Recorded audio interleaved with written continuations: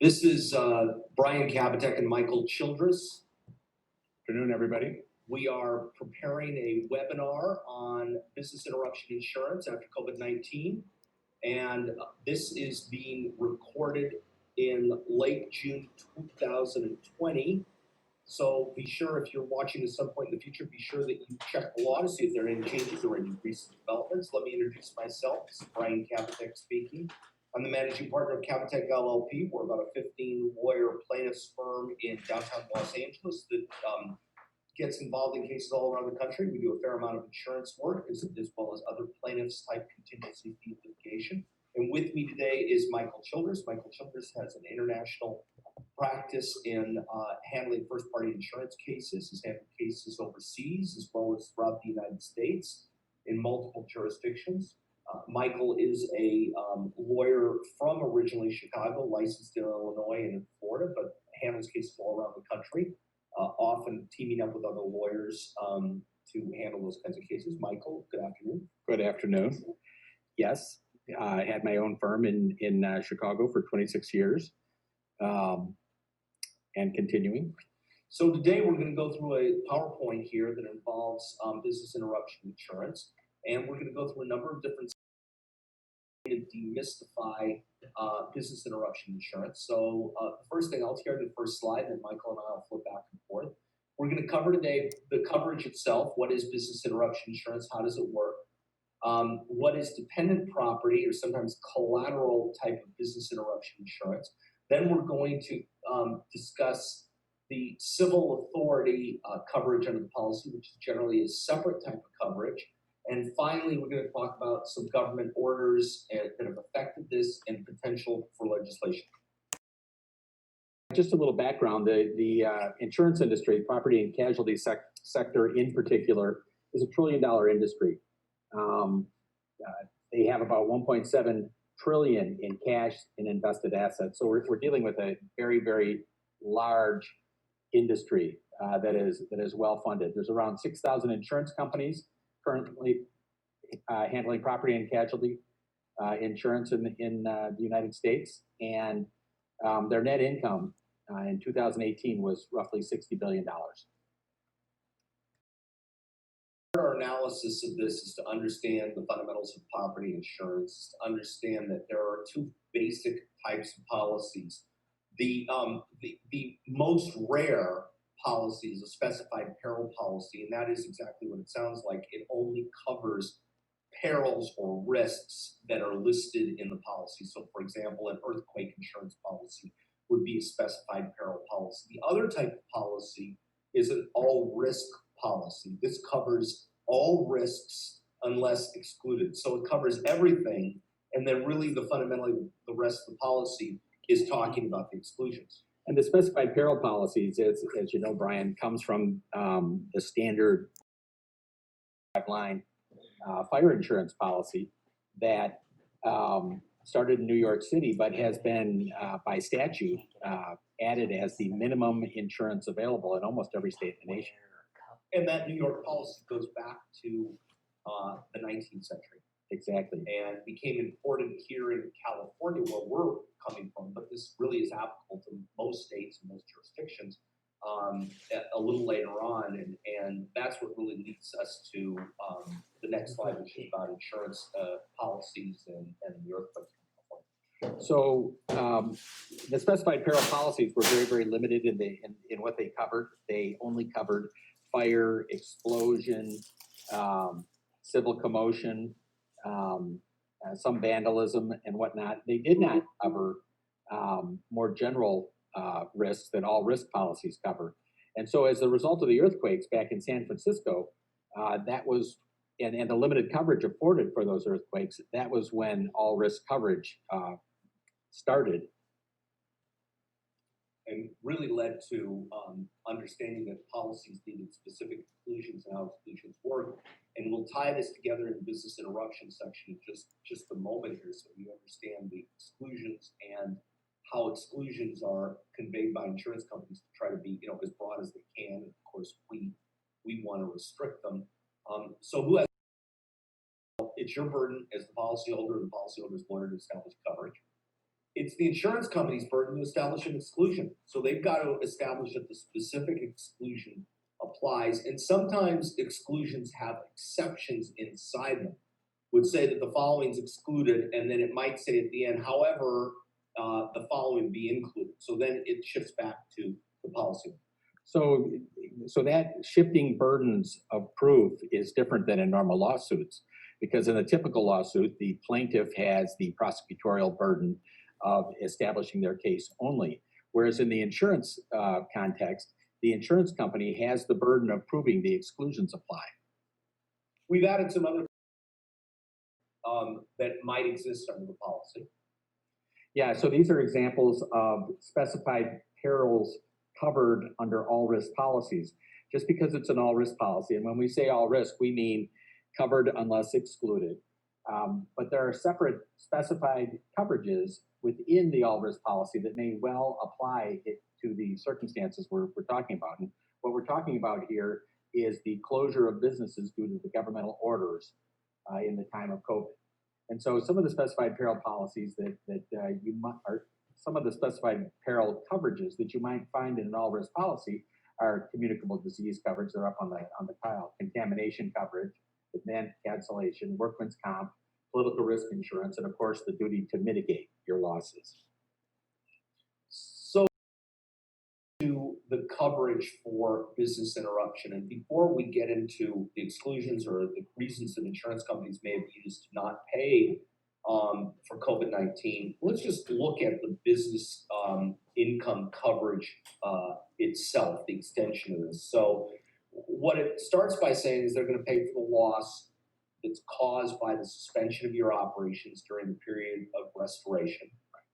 And it has to be caused by direct physical loss of damage or damage to property of the premises. So, before we get into the nitty gritty here, let me just use the most fundamental, easiest example I can, that you own a restaurant and the restaurant burns to the ground in a fire that's covered under the policy, and you're unable to run and operate your business for a period of time, both because of the fire and because of the reconstruction after the fire, putting the business back to the conditions it was in before. Well, in that hypothetical, there would be coverage for the interruption of your business. Correct, and it would be for the period of restoration, which is defined as the amount of time it would take for you to get back in business.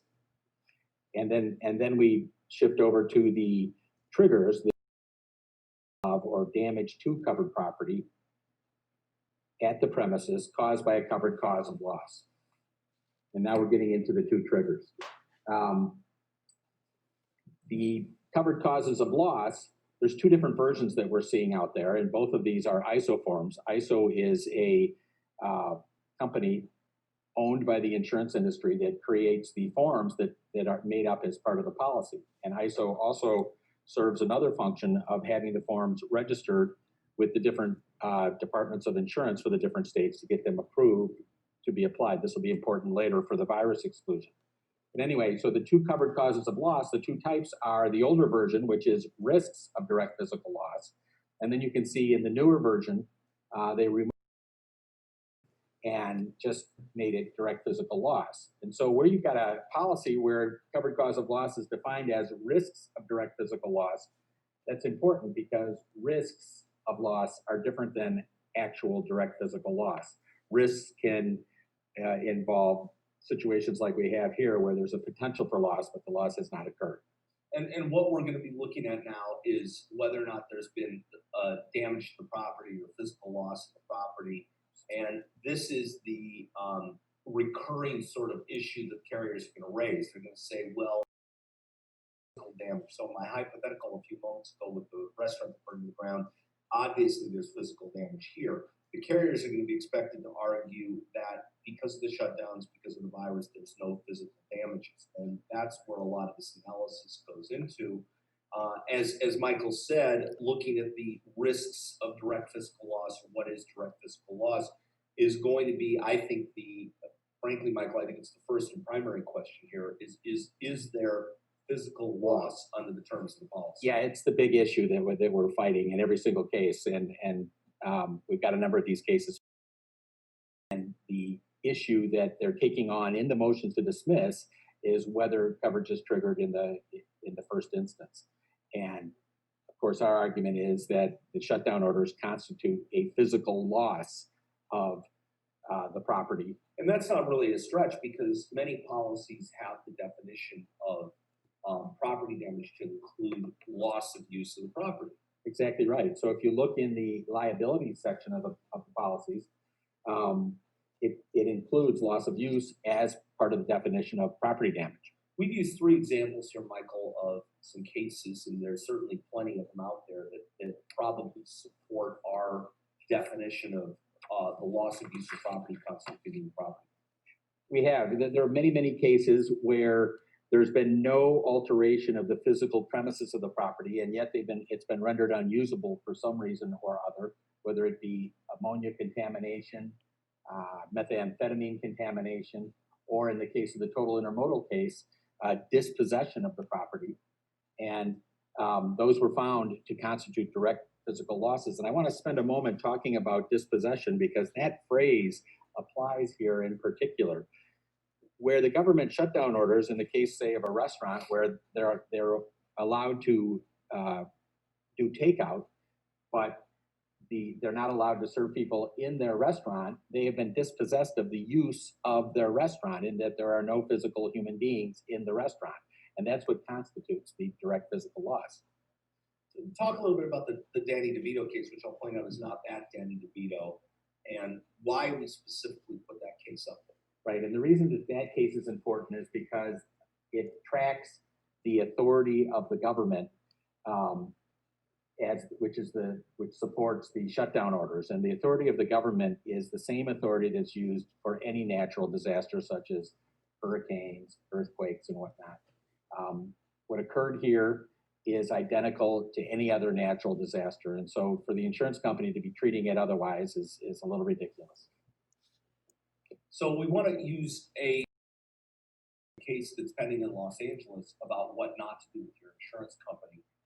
And one of the things we typically caution both clients and lawyers who aren't sophisticated in this is be careful of what you say to your insurance company because words matter. And it makes a difference what you say. And apparently, at least the allegations in this case, is that a law firm is trying to make a claim for business losses. And, generally speaking, at least in California, law firms are considered essential business, so it's hard to make a business interruption claim for them. But be that as it may, at least the allegation in this case by Travelers Insurance Company is that the lawyer said something along the lines of there's virus all over the place, there's virus in my business, and it's caused damage. It caused damage because of the virus. Which is an excellent example of what not to do. Clearly, the lawyer that made these utterances did not understand how to trigger coverage and the recovery theory in his own policy. And so essentially out of his own mouth, he gave them facts that support the exclusion of his claim. And we've seen in our own experience dealing with hundreds of these cases, we've seen many, many insurance adjusters who have been trained to try to trick people into answering questions that would arguably exclude coverage. And we're seeing that quite a bit in the claims that we've submitted. Initially, they were just knee-jerk denying them, but now they've been sending out questionnaires, and the questionnaires are very biasly and cleverly worded that if you just answer the questionnaire without altering it, you'll be confirming that COVID-19 caused your loss. And if you have an exclusion in your policy for COVID-19, you're going to be out of luck, out of your own mouth. Turning to exclusion, so the section that we just ended was the section on triggering coverage in the first instance. Now we're turning to the exclusions that apply, and in particular, in a moment, we'll get to the virus exclusion. But generally speaking, exclusions have lead-in language, and there's 3 different kinds of lead-in language. Not all lead-in language excludes all other causes of loss. And so it's important when you're reading your policy and you're looking for the virus exclusion to determine which lead-in language applies to your virus exclusion. There's 3 kinds. We list them up here. There's the anaconda type of language, which excludes any other causes of loss, no matter the sequence, no matter whether it contributes concurrently, before, after, during, you're out, and directly or indirectly. And where you have that kind of language and virus applies, and there's a virus exclusion, you're going to be out of luck. The second type is the concurrent cause lead-in language, which basically allows for other causes. And the way you handle that in the claim presentation is you allocate between covered causes and uncovered causes. So where you have the language that says will not pay for, caused by, or resulting from, there you can definitely maintain a claim for another cause of loss. And so applying it to the circumstances presented,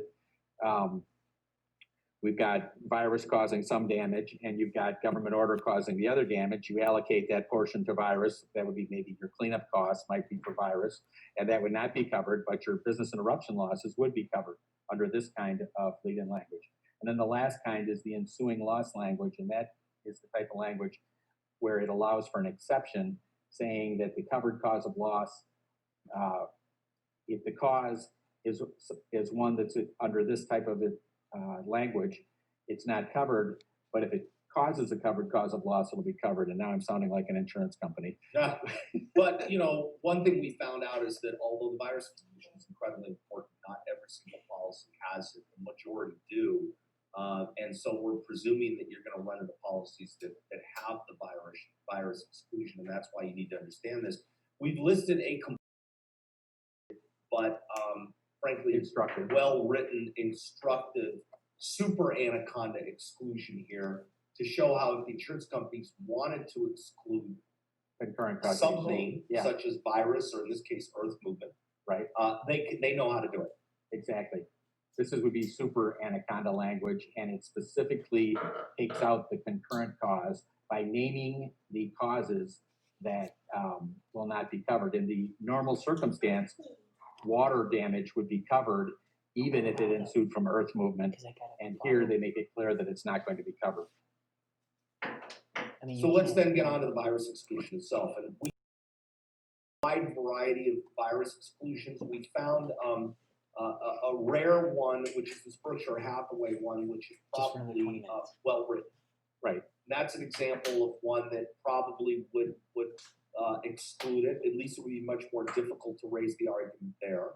So the battle with the virus exclusion is how broadly it applies. The insurance companies with all virus exclusions are trying to apply it to the government shutdown orders without respect to whether there's actually virus in the property. And so this Berkshire Hathaway exclusion might well apply because it's so broadly written. We don't believe the other ones will apply. The AAIS form is a little more narrowly written, but it's broader than the ISO form in that it excludes. I mean, one of the biggest problems here with the virus is that nobody we've talked to, we haven't had a single business yet who's contacted us and said, I had to close down because somebody got sick, because my employees got sick. Now, I know that's happened, but everybody we've talked to is closed down because of a government order, because this fear of virus, not because there's actual virus in the business. And we listed these two sort of outlier exclusions, which, you know, may exclude it even under the facts and circumstances we've stated. But the vast majority of the virus exclusions are going to be the ISO form that follows. We don't believe apply. We don't believe it'll apply because it applies to virus in the property.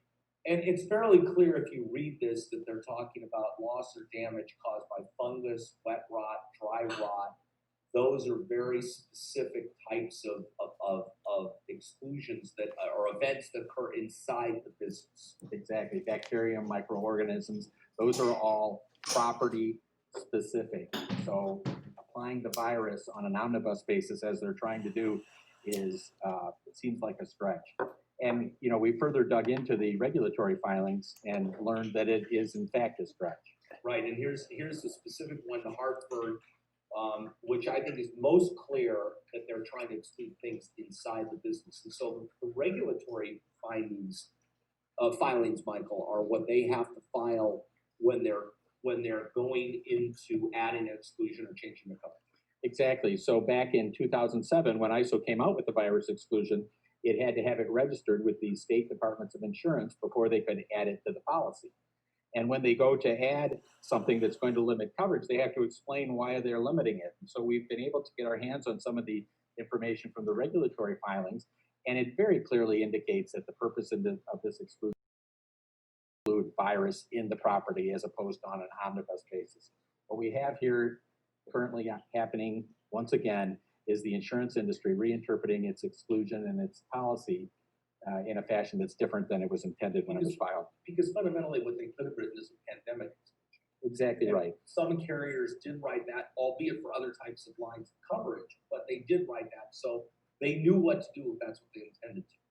Well, and we have the finding from the Supreme Court of France, for whatever that's worth, where the court specifically found that the virus exclusion would apply only to virus in the property, and it would not exclude anything else unless the word pandemic was found in the exclusion.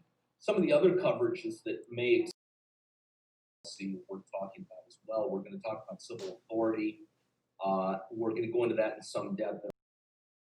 Expediting expense. What's that?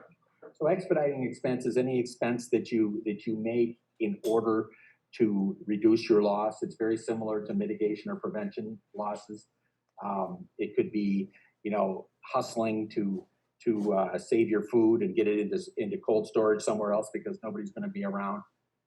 It's kind of an older coverage, and you don't see many claims under it, but it is a coverage that may be brought to bear in this particular circumstance because of the urgency with which the closure and the suddenness of the closure orders. Now, sometimes you'll also have claims preparation expense, and that's exactly what it sounds like. That's the cost of putting together the claim and presenting it to the company and any incidental costs associated with that.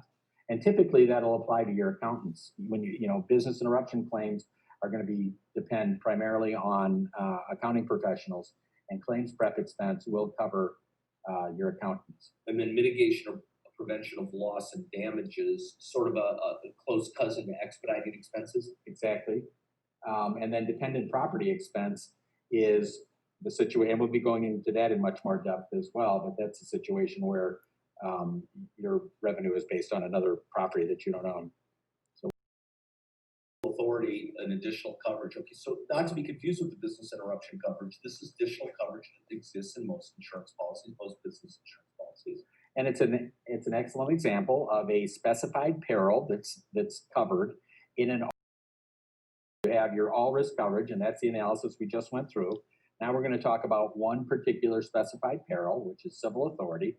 When an action of a civil authority causes loss and damage, causes or limits access to the property due to a dangerous physical condition, it's specifically covered. Which is exactly what it sounds like. It's where the government comes along and says, we're closing your business, or your business can't operate, or there's some reason why we're not giving access to your business. And the first thing to understand about it is that it has effectively its own deductible, which is the 72-hour waiting period. So your business can be closed for up to 72 hours, and it's not covered after 72 hours. It would apply. In many policies, you see that waived. So you got to read the endorsements all the way through. The coverage is also very much limited. It's typically, you see 3 weeks. This one's 4 weeks that we're using this example here, right? It's just a certain amount of time. It doesn't go on forever. Exactly. And in some cases, it's expanded to 90 days. I've seen that. So there has to be to have it closed. It can't just be a civil government saying we decided that we're closing businesses. It's got to be a covered cause of loss, which is requirement number one. Then that goes right back to the order closing business causing damage to the property. And then it's got to prohibit access in the area around your property, not necessarily just to your property, which of course, given the breadth of the government orders, access to every business in the area was right. restricted. Well, at least retail businesses and those types of businesses, right? Exactly. You must have property damage within 1 mile, and the property damage is, of course, the loss of access and the loss of the ability to operate of your neighbors. And then you've got to have a dangerous physical condition, which, of course, was the whole basis for the government acting in the first place, was to protect property and to protect people. So what's next? Well, for dependent property, this is also additional coverage, and I think the best hypothetical to use here is that if you are in the restaurant supply business, for example, right, and you provide, let's say, for example, dry goods to restaurants throughout California, and that's your business, well, you're not technically closed, but everybody you do business with is closed. Right. It basically applies in the situation where your operations are suspended due to an impact to another property that you rely on for your business. So what's the endorsement? Well, it says your business, and it really follows the whole business interruption discussion we had earlier, but it involves a suspension of your operations because of physical loss or damage to dependent property. So again, in my hypothetical, it's the restaurant that's the dependent property, right? The restaurant is dependent on another property. Right, and it's my business is providing supplies to that restaurant business. So it's the Correct. restaurant that's closed down. Correct. Well, and it could be the other business that's closed down as well. And I can't do business because of that. Exactly. Oh, I'm sorry. Yes, in your hypothetical, absolutely. That's okay. My hypothetical was weak. It wasn't as bad as the hypothetical I used to use about the rattan furniture, but we won't. You threw me with this new hypothetical. So what are the requirements of the policy? Well, It's that the location, the recipient location could be international, right? So it could be Exactly. anywhere that you're doing business, right? Exactly. Suppliers. It could be suppliers. It could be providers for manufacturers. It could be, if drivers or truckers or whatnot. If you can't get the supplies, if the truckers are closed down, then that would trigger dependent property coverage. And when you look at the policy, it's the same limitation. So the arguments we used before about physical loss and loss of use Exactly. would apply to contingent business interruption coverage. Well, and dependent property coverage is sometimes referred to as contingent business interruption as well. Now let's go to the government orders. Really, what got us here, or one of the factors at least that led us to having to have these businesses closed. Because again, businesses aren't being closed because there's COVID-19 in the business. It's because the government ordered that the businesses were closed.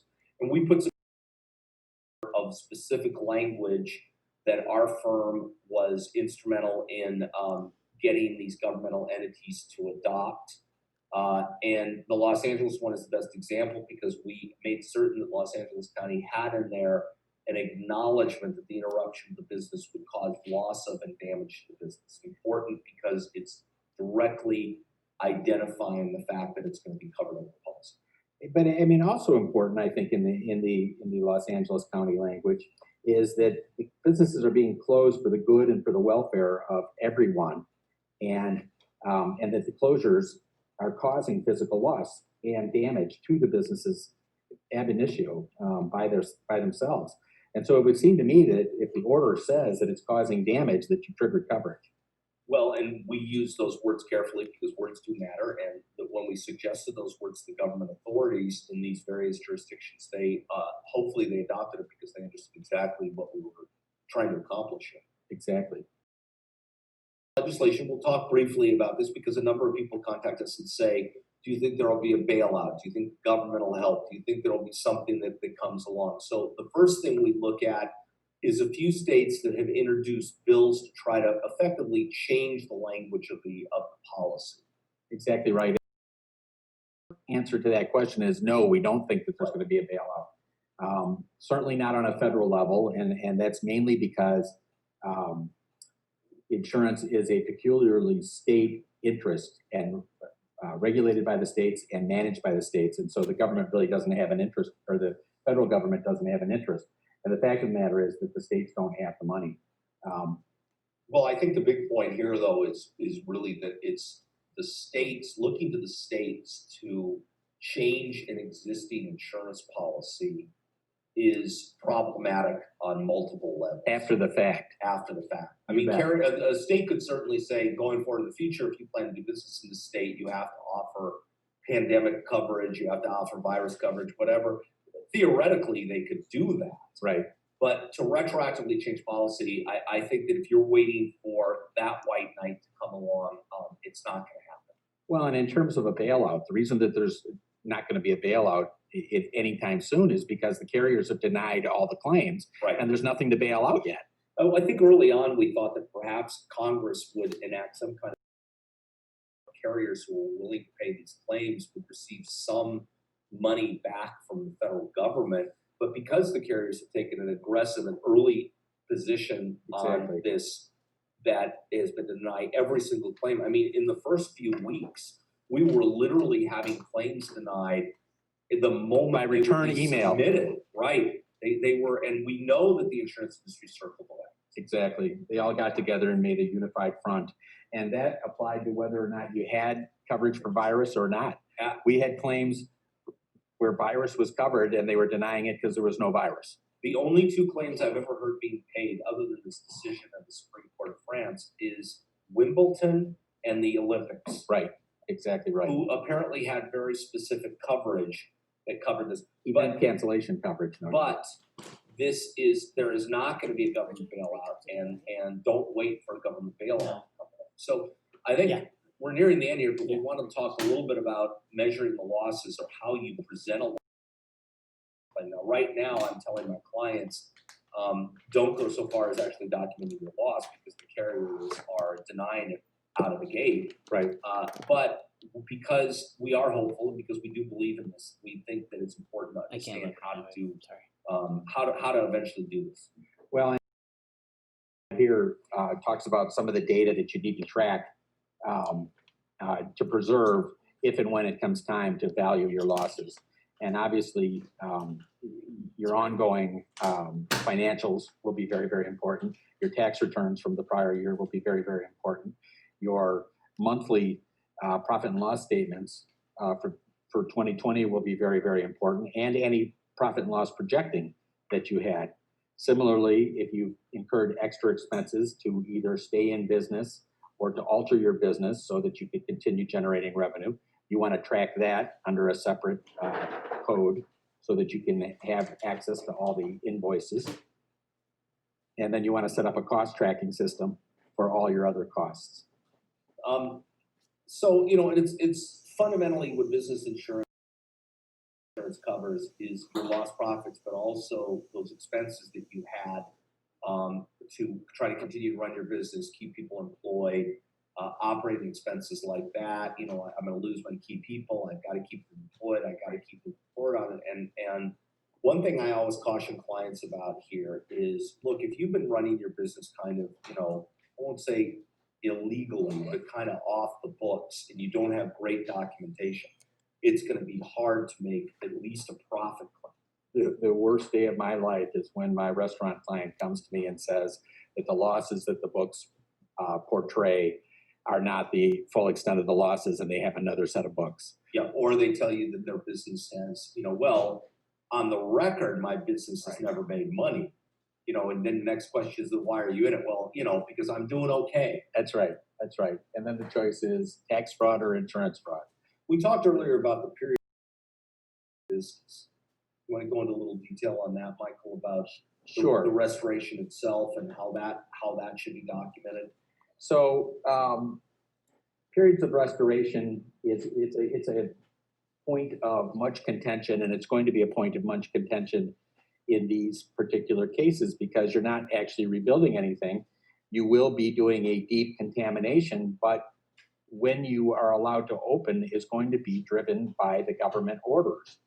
And as we know, on Memorial Day, things were opening up. It was looking pretty good. Maybe we'd get out of this. And by the 4th of July, it's looking pretty bad and things are starting to shut down again. And so arguing the period of restoration is going to take some thought, and it's going to be something that should be presented in a very factual way, because you're going to be argued with for sure by the insurance industry. Cost determination is basically it's the profit or loss you would have expected had you continued normal operations, plus your ongoing expenses. Okay. Expenses again, what are they? How do they work? Yeah, here's a policy language that basically explains it. It's not very complicated. It's the necessary expenses that would have reduced your business income loss. So it's got to have a direct tie to reducing other losses. Michael, one of the questions that we constantly get asked by people is, do you think that because restaurants, full service restaurant that did 300-400 covers a day, right, that then shifts to doing pickup business or delivery business, do you think that's going to be covered? Do you think that they are able to operate their business in some respects? Most of these people are getting a trickle of the income they used to be getting. And I do think of definitions, suspension is defined as total or partial cessation of your business. And so if you shifted your business from a sit-down restaurant to a carry-out facility, good on you for continuing to generate revenue through carryouts, but obviously your sit-down losses are going to be covered. There's two ways to measure it. One, looking back, one, looking forward. Generally speaking, the insurance industry will always try to look back and compare your last year's revenue with your current year deficits and say that you are limited to that. But what if you were on a trajectory to have a better year? What if you were going to do better? You were in your third or fourth year of business. Exactly. The word had gotten out, and Friday and Saturday night they were lying around the block for people to come in. And that's where an accountant comes in to help you prepare competent projections. It's all totally claimable as long as the facts support it. So what do we recommend?